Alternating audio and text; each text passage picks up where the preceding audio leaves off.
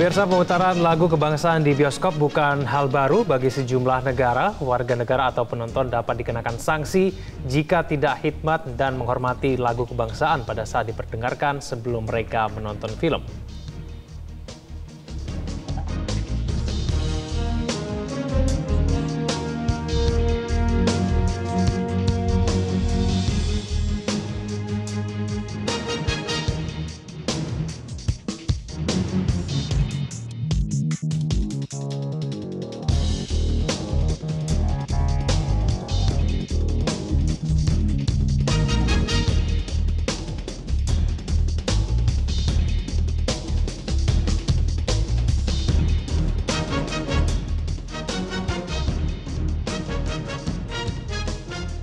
Ya, kembali kita lanjutkan diskusi kita, Mas Kohar. Ya. Negara-negara ini menerapkan loh, Mas Kohar. Bahkan ada sanksinya kalau misalnya ada orang yang menyanyi saja tidak khidmat. Tapi kan tidak setiap hari itu.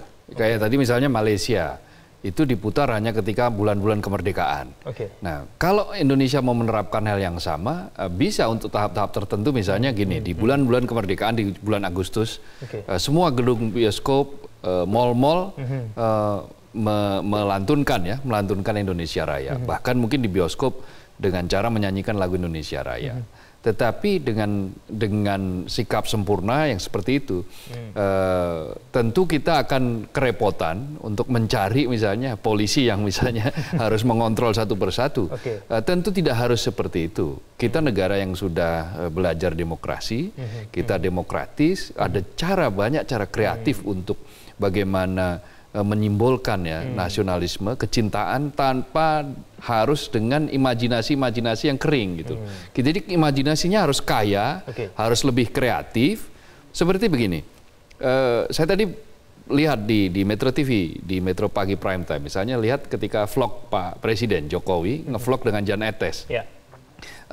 Pak Jokowi menggunakan jersey timnas Indonesia, ada lambang Garuda di sebelah kiri. Tanpa mengatakan saya pakai timnas loh. Nah, Pak Jokowi ingin menunjukkan bahwa ya ini bentuk simbol kecintaan saya terhadap Indonesia melalui olahraga, melalui sepak bola dengan menggunakan jersey Indonesia. Nah, lihat film-film di Amerika itu ketika dia menanamkan nasionalisme, dia melalui apa? Misalnya bendera selalu dikibarkan ketika film apapun lah. Apakah film Rambo zaman dulu kan, film-film tadi yang saya sebut Captain America misalnya, dengan cara yang sangat halus dan itu jauh lebih mengena. Nah, bagi kalangan muda, kalangan milenial tentu akan lebih pas ya, lebih bisa apabila sentuhan-sentuhan terhadap tereduksinya nasionalisme itu tidak mengingatkan ingatan kolektif beberapa orang tua mereka kepada masa lampau. Karena di masa lampau kita pernah punya jejak, kita punya sejarah yang agak kurang enak ya, bukan hanya agak, memang kurang enak ketika berbicara tentang ideologi bangsa ini, yaitu cara dengan cara apa? Indoktrinatif. Orde lama itu dulu zaman ketika Bung Karno, pernah ada ketika masa demokrasi terpimpin, itu semua hal-hal yang berbeda dengan pemerintah, meskipun bunyinya imbauan, tapi tetap saja kena sanksi. Ada lagu musik yang disebut sebagai musik ngak-ngik-ngok, siapa yang nekat ya dia akan kena sanksi bahkan masuk penjara misalnya, seperti yang dilakukan oleh Coast Plus. Di Orde Baru sama juga, melakukan penguasaan makna, jadi ada makna yang tunggal.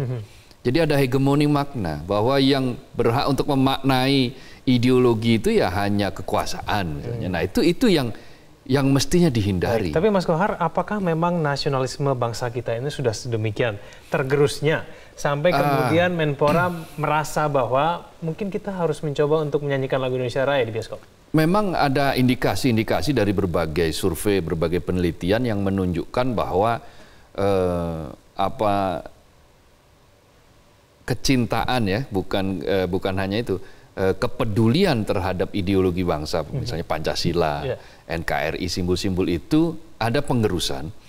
Tetapi secara mayoritas sebetulnya mereka masih menolak ya, ketika yang terakhir misalnya di Wahid Institute, survei ini yang menunjukkan bahwa masih 80% warga yang ditanya, responden yang ditanya itu mengatakan apakah Anda setuju apabila ideologi Pancasila diganti, 80% lebih mengatakan tidak setuju. Itu artinya kan berarti masih mayoritas.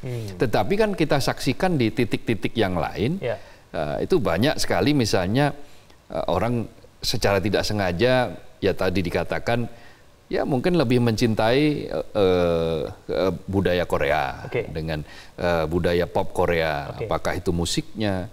Meskipun kalau beberapa kalangan mengkritikus seni menyebut bahwa sebetulnya tidak ada yang istimewa dari gerak lagu maupun warna-warni, cuma mereka relatif lebih kreatif.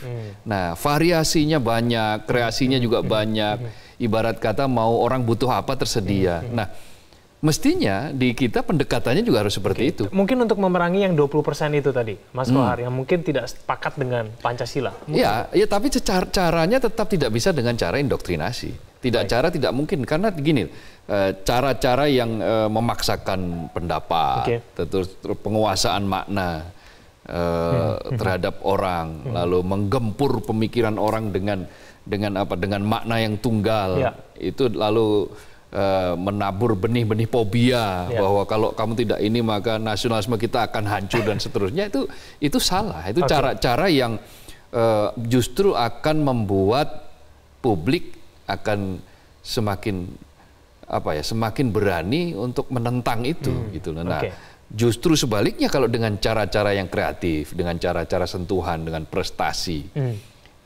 Misalnya kita ingat sejarah misalnya bagaimana Owi Butet memenangi Olimpiade misalnya, lalu kemudian pasangan Hendra Aksan, bagaimana mereka berhasil memperoleh itu, lalu bagaimana ada kreator tari, gerak tari yang dia mampu menembus internasional gitu kan. Itu lebih efektif, Mas Kohar. Lebih efektif. Oke, baik Mas Kohar, kita tunda dulu, kita akan jeda terlebih dahulu dan kami masih menunggu partisipasi Anda melalui sambungan telepon 021 583 9900 dan juga akun Twitter kami di @indonesia. Kami akan kembali sesaat lagi.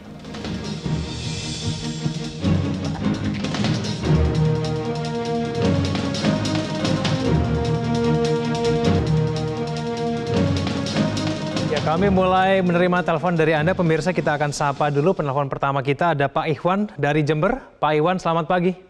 Selamat pagi, Mas Kevin dan Bang Abdul Kohar. Ya. Pagi, Pak. Bahwa nasionalisme itu selalu terkait dengan patriotisme. Nah, inilah yang harusnya kita cari secara esensial, bukan yang artifisial. Kalau artifisial seperti main-main, sedangkan itu simbol-simbol yang terjadi di situ itu kan bersifat sakral. Dan untuk menumbuh kembangkan, membina, memajukan nasionalisme patriotisme, itu negara punya kepentingan langsung karena berkaitan dengan eksistensi negara, kemudian ideologi negara, konstitusi negara dan sebagainya. Jadi kalau mau ditampilkan dalam bentuk upacara, kemudian tontonan dan sebagainya, itu kan harus ditempatkan pada tempatnya begitu. Kalau tidak begitu, itu tidak sakral lagi lalu. Dan untuk itulah maka kalau sudah timbul penyimpangan, itu harus ada tindakan represif, tindakan hukum. Nah, yang menumbuh kembangkan, membina, sampai memajukan itu memang yang efektif efisien hanya pada pendidikan dalam hal ini. Inilah masalah-masalah penting yang negara punya kepentingan langsung dengan pendidikan yang disebut sistem pendidikan nasional. Nah, inilah yang dimaksud, sehingga yang esensial itu adalah yang mengandung sisi-sisi sakral dan bukan main-main. Nah, kalau terjadi main-main seperti itu, lalu ada pelopornya itu para petinggi negara atau birokrat, ya harus ada tindakan tegas dari struktur birokrat di atasnya. Saya kira itu yang penting saya sampaikan. Baik, terima kasih Pak Iwan. Kita langsung beralih ke Pak Baharudin dari Serdang Bedagai. Pak Baharudin, selamat pagi. Selamat pagi, Pak. Ya. Silakan Pak Baharudin. Harapan saya tadi itu di rasa cinta negeri ini harus ditanamkan dari tingkat dini, SD, SMP, SMA, di tingkat pendidikan. Bagaimana agar yang dididik tadi ini cinta pada negeri ini, dengan ditanamkan rasa cinta menyanyikan lagu Indonesia Raya gitu, belum belajar. Cuma itu, Pak. Terima kasih. Baik. Tapi Pak Baharudin ini sepakat tidak setuju tidak kalau diminta untuk menyanyikan lagu Indonesia Raya sebelum menonton di bioskop?